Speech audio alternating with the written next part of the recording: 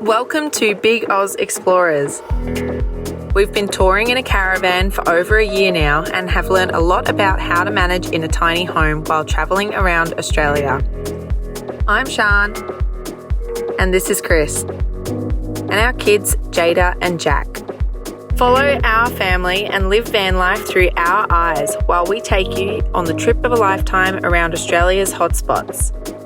Click the subscribe button to join our adventure every Thursday and stay up to date with everything Big Oz. So we're on our way to, what's it called again? Not Hamersley. Yeah, Hamersley Gorge. Is it Hamersley? Oh, okay. We're on our way to Hamersley Gorge, and then see behind us we were able to park our caravan up there. Jack's waving at the other tourists. So we were able to park our caravan right at the entry, which is pretty cool. I don't really know if we're going to be able to walk it or not with Jack, but we can definitely go to the lookout. But already you can see all these layers. Check out these layers.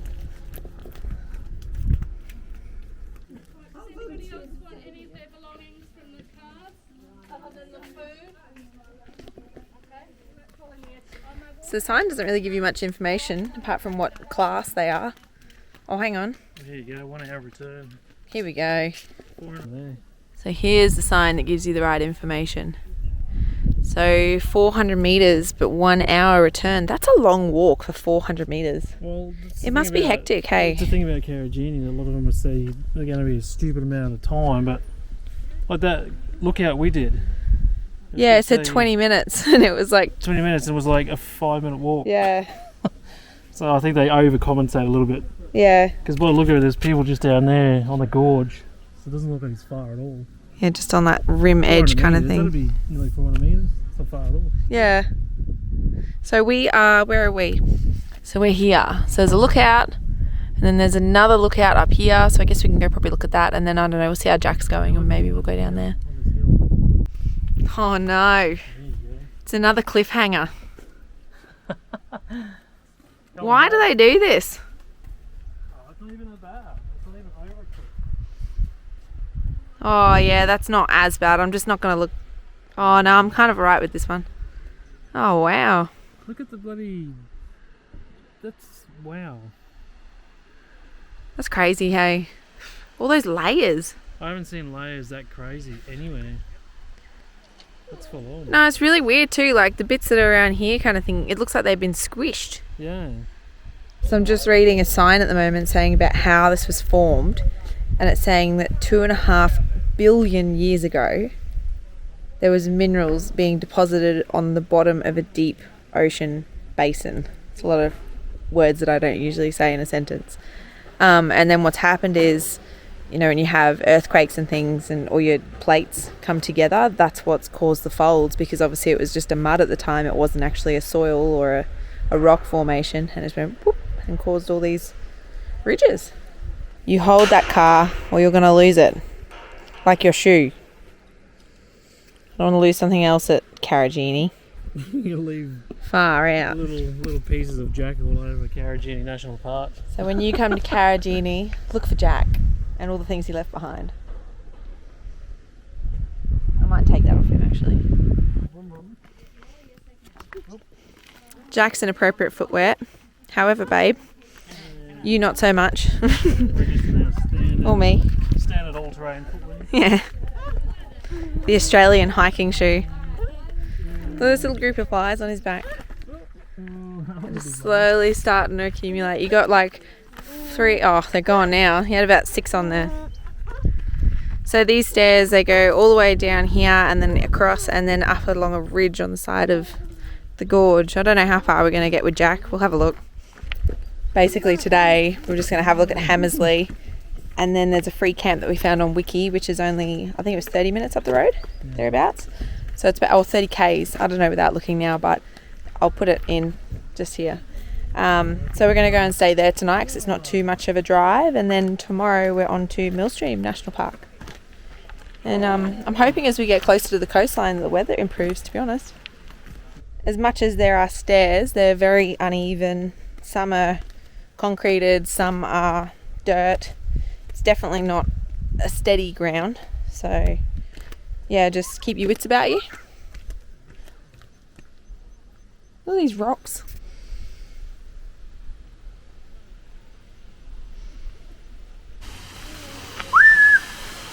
Wow.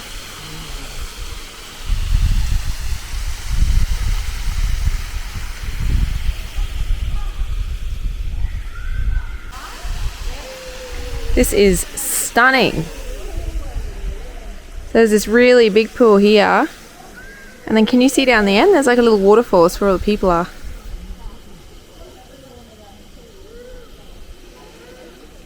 How cool is that?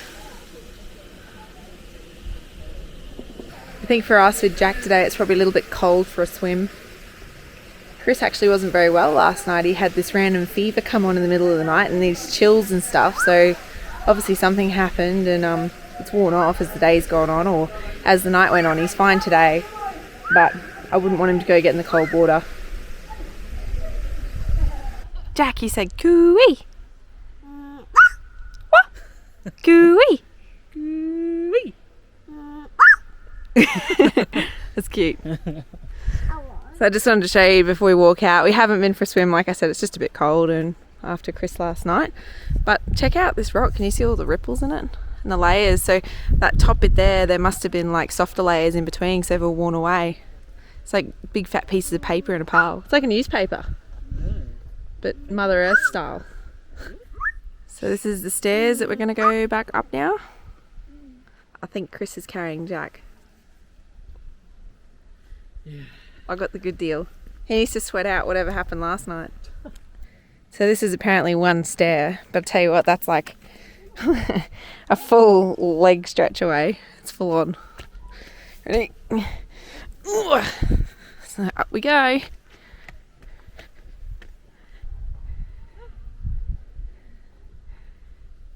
Hi. Hi. Why are you on that side of the fence? So there's another walking track off to the left. Chris is done, which I understand because he's been carrying Jack. So I'm just going to go and have a look and see where it goes and see what you can see from this walking track. It's not concrete and not paved, it's just a dirt track. So I made it to the top. The view is pretty similar to down the bottom. I'm just a bit higher, I guess. So yeah, behind me you can see further into the gorge. I guess you call it a gorge. It's not quite like a chasm like the other ones, but yeah, you can see into the gorge a bit further and just a little bit higher of what I was looking at before. So the track up's reasonably easy. Like I said, it's just a dirt track. Yeah, just a different way to see it. So I'm already back down at the car park. So that track, it's honestly just up to the very top of that hill. Something else that you might like to know as well, if you can hear the noise of it, you've got your car park here, so it's all really close to everything, but there's also toilets. So if you're busting, at least you got somewhere you can go. I think Chris is up there in the car park having a chat with everyone, so I'll go and see him and we'll be on to our free camp. So I'm in the driver's seat ready to go. Mr. Drone driver's getting ready, or drone pilot should I say.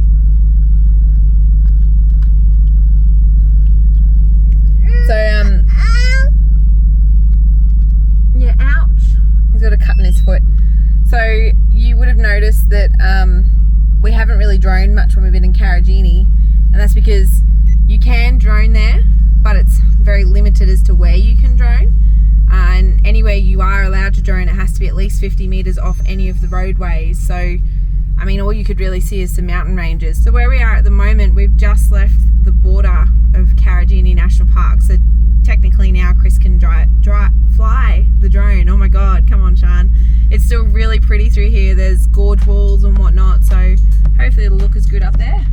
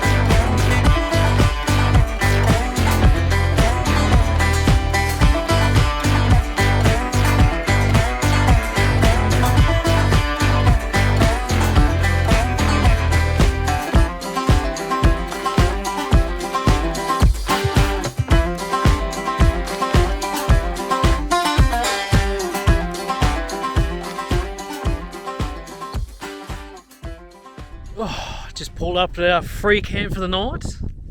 It was stopover. It's actually it's alright. It's what you expect, I guess, on a highway and dirt road. It's just a big gravel patch. And we're the only ones here.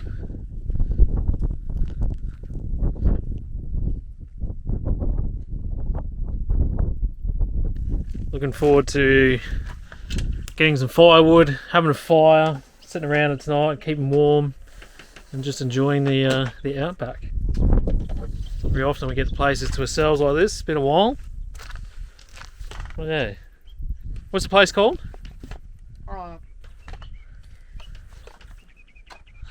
Whatever side of the room the screen there is right now, where there's room, I'll put it up. It's on Wikicamps. Yeah. Something road, something around. I don't know. I think it's an old quarry or mining site or something. Oh yeah. It's not actually meant to be a free camp, but it's used as a free camp. There's little campfires around, so people use it.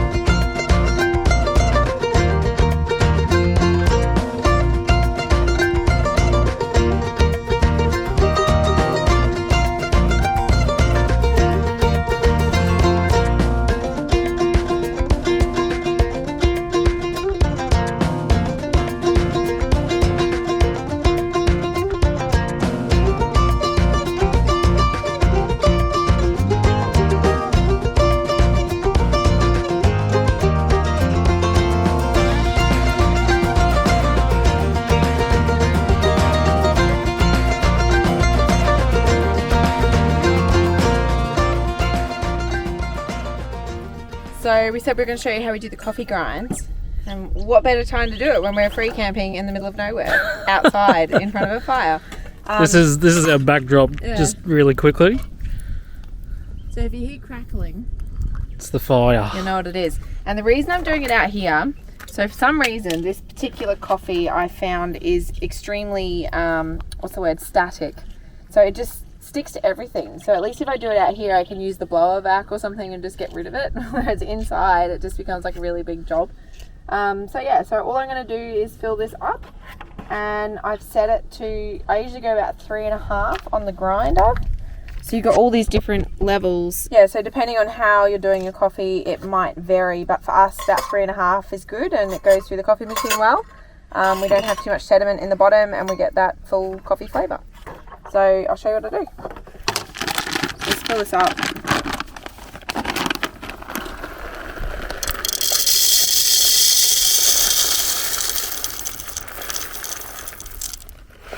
That should be about enough.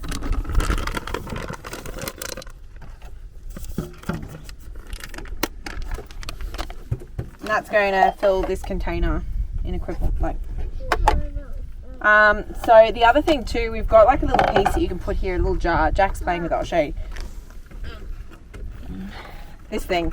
So you can actually put that under here, and when you're using it, I don't want to click it because it'll start grinding, but you can click against that button and collect it in here. So that's really good if you want to weigh out a certain amount. So if you're just doing 1 day worth of coffee or one coffee, then you can get exactly the right amount of grams that you need. But because I know I'm just filling up this container, I'm just going to do it straight into the container. It's just one less thing for me to clean. And Jack's also been into it now. Or is he going to try and put that on fire? Yeah, I don't know. Jack's destroying the box that the grinder sits in. He was starting to walk towards the fire. I'd hate for that to go on there. We'd be stuffed. Alright. So ready? When I turn it on, it'll just start.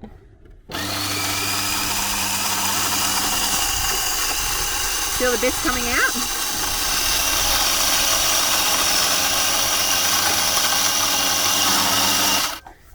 so static. Yeah, isn't it? Yeah, I don't know why. So Wow.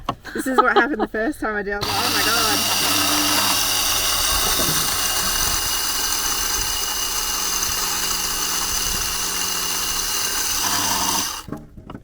Oh, by the way, as well. It's like sawdust. Yeah, it's full on. It probably doesn't help that it's a bit windy out here and it's kind of, it makes it look so much worse than what it actually is. So the other thing too, this is only, I think it was 130 watts. It runs nothing. Like I would have thought this would have taken so much more than it does. So on the inverter, this is like, you can actually probably do this on a CAN inverter.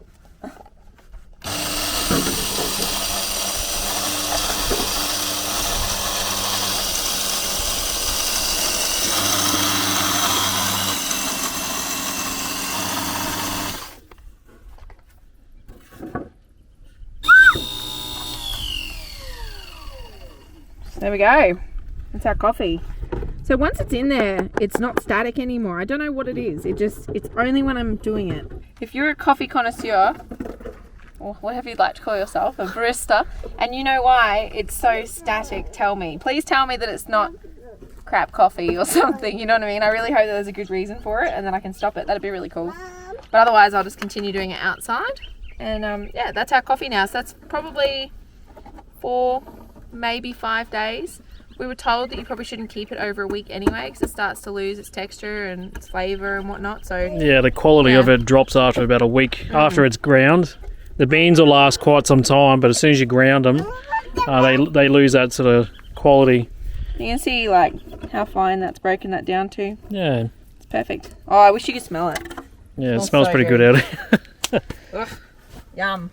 But again, Espresso 79, if you haven't checked these guys out, they have one hell of a killer setup. Get the coffee off the label, yeah. so you can see it. They got a killer setup in their car. They're a mobile coffee sort of guru. Barista. Barista, yeah. He knows his coffee. He loves coffee, so he's very passionate and he's very helpful for anything that you need to know or need any questions answered. He's your go-to guy. But then he's also got heaps of cool products that you can choose from too.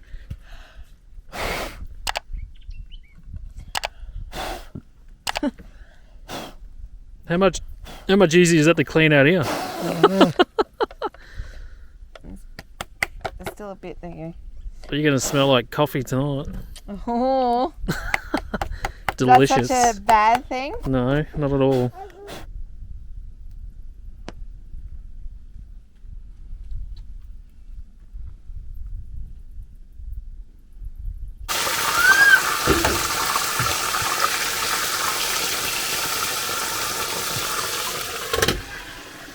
Bit off-grid sun-fried chicken for dinner.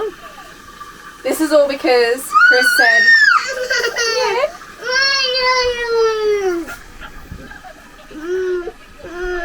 This is all because Chris said... This is all because Chris said, what are we having for dinner? And I said, I don't know. He said KFC. I said, oh, I can fry up some chicken. He's like, okay, let's fry up some chicken. So we're frying up chicken. Yeah. You turn it on. Whoa!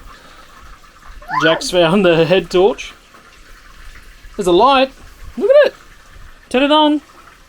Hey, good boy. Oh, wow. Blinding mum in the face while she's got a hot oil. Wow, look at it. Whoa. Very cool. Check out my chicken. Check out the chicken. Looking pretty bloody good. Oh, even better. So good. He's already eaten half of it. Half of it. I went to try and give Jack some and he didn't want it. So you had. So that's the coating mix. He did it from Woolies, Coles, anywhere really. They got this and one for seafood. I bought a couple of those hoping that we'd catch some fish and we can use it, but I haven't used it yet. One day. I'm staying positive. I reckon I will eventually. But yeah, we just got a big Glad bag. Put that in there, and then put your chicken in it, and just shake it all about, and then just shallow fry. And it. then do the hokey pokey. Yeah. And then put it in the pan. And turn around. Easy as. That's what it's all about. Jack's going to be This going is to bed like- very shortly. This is a free camping version of KFC. Got Yeah. baked potatoes instead of chips. Oh, there you go. And shallow fried, southern fried chicken by Sean. Things you can do off grid. It's amazing. We're like, middle of nowhere and cooking up a storm. Got a fire on outside. Look at that. It's probably a terrible way to look at it there. Fire out there. Ziggy's out with all the spuds in it. Living life to the fullest. People probably wondering why you didn't cook on the fire. Yeah. I was a bit limited on timber. I had small bits, but not enough big bits. And I was going to pull over and get a big log and then chop it all up. You didn't want to drive with it on the roof the whole time. Oh, well. There was corrugated roads and stuff, and I was like, oh, I don't know if it's going to hold. If there's this much along here already, There'll be plenty at the there'll be site. plenty at the site. And we've got to the site, and it's like the most luscious green forest you've ever seen. And there's like a No few deadwood. little bits of dead trees in between it. But, oh well. That's how it goes sometimes. Well, tell you what, it's not a bloody bad meal. Considering we're in the middle of absolutely nowhere. It's amazing what you can cook up. Jack's actually on the popcorn because he wasn't too fussed on anything else that we were cooking. He just screamed. Yeah. So I'd rather him eat something instead of nothing. Oh, now you want to eat it. Yeah. You want to have some? You watch, you'll start wanting stuff now that Shall I we're cut you eating. some up? Hang on. Southern fried chicken, Want some?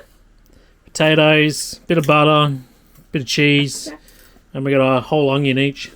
They're only small, but if you've never done it before, just wrap it all up in alfoil. The same Just- as the potatoes. Yeah, same as potatoes. Just whack them on the fire. You can throw them in the ziggy, barbecue, or whatnot. Takes about half an hour-ish. But just awesome.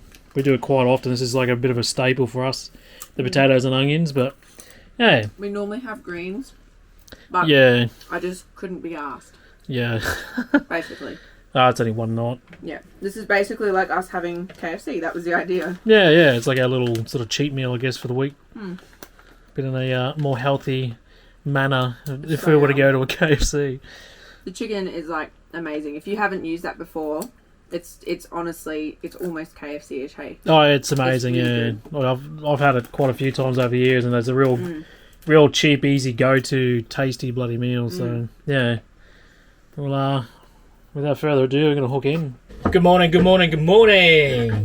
We survived our first night at the free camp. It was a little eerie because it was the first time we were talking about last night. The first time we've been so alone. Like we've always had either somebody around or very near or alone. traveling with someone, or so there's always been something there. But yeah, crazy that we're in the middle of absolutely nowhere and it's just us. And even the road is so remote that like no one drives along it. Yeah, There's, it's not like a two go-to cars. road. Yeah. Well, there's two roads. One that goes through like a haul road through Rio Tinto, which is like the tourist drive. Yeah, so from Tom Price to Karratha. Yeah. Which is mainly where everybody goes, but then there's this road which is pretty much the exact same, but just less involved and it's less driven, and yeah, it's just, I don't know, and we decided to go this way for something a bit different. Yeah. The roads have actually been really good. It's Roebuck Wittenoom Road, I think it's called. Yeah. But it's been really good road, hey. It's been really good. Like, I'm actually quite surprised that it is this far out and nobody almost drives on it, but yet it's still really good. It's probably why it's so good, because nobody really drives on it. They all go the other way. Yeah, they're all going the other way. Yeah, so that's where we are, and we're going to leave again this morning. We were just doing some research this morning, actually, and we've had quite a few people say to us about going to a place called Wittenoom. Yeah. Wittenoom. Wittenoom. Wittenoom. Yeah. No, Noom with an M. Wittenoom, which is just down the road. There's like no signs to get there, and then you had a couple of people say you need to go. It's more and check it amazing out. than Karijini. And Yeah, I've had two people say that it is way better than Karijini. yeah. So we started researching. Sharon had a look at Google and a few photos and stuff. There is a beautiful gorge there, but there's a catch. A very big, deadly, dangerous one. You might get cancer, and you could die. Well, considering it was an asbestos mine way back in the day. When asbestos was used for building, because it was good for insulation and the fibrous material, there were miners in there with no masks, just gloves. half naked in the heat, just mining that out, going, look at this blue gold, and dying. Well, So- 90% of the town died within... 80% of the town has died. Well, 80% of the town died because of the asbestos, and it's still there today. The government have completely closed it down. Yeah, And- like you can get into it. They haven't really put that much of restriction on it. Just drive around. You just drive around the like danger signs and all the road closed and things like that. But it does say enter at your own risk because there is piles of it, and it's like laying all over the ground, Like and mountains and mountains of asbestos. it is like insane. So the reason we know so much, we've just watched a documentary about it, which if you look up, I think it's on this side of the screen, or maybe it's that side, there's going to be a little info link thing that comes up right now. That's a documentary that we just watched. That's how we've learned about it and seen the town and seen everything. We didn't actually go there, and we're not going to go there. No, because we love Jack. I want him to go older than 10. Well, like- it seems crazy to go into an asbestos mine and go and check it out. Like, it doesn't make any sense. Like, apparently no a lot way. of campers go there and they camp overnight and make the most of it. But just keep in mind, like, today is really windy. You know, those fibres, you can't see them. And if you inhale them and you're prone to cancer, or especially like if you're a smoker or anything, like, do you really want that? No way. So we're not going to go there. No. Have a watch of that documentary. You will have seen the town the way we saw it. And we're going to continue on. Yeah, we're going to go right past it. Millstream to Chester National Park. Yeah. And funny thing, Dale's Gorge in Karijini also has the same asbestos. Yeah, It's it just does not actually. mined. Yeah, it just hasn't been mined. Like, they have signs and sort Saying of don't touch it. And danger signs saying this is asbestos. It's naturally coming out of the rock and stuff. Just to stay away from it. Don't touch it. Don't do all these sort of things. So there must be a lot of it around here in the ground. Yeah. So And if it's a danger there and it's not mined, imagine when it has been mined. It's everywhere. Well, it's airborne. It's floating around. It's Bugger that. like the weather's been absolutely crap. Like for the last 3, 4, 5 days now, the wind is just insane. It's overcast. Like, I could just imagine, it's just like a recipe for disaster. So yeah, we're not going there. Thanks for the recommendations, guys. But sorry, we're not really into that sort of stuff. So yeah, we're going to continue on.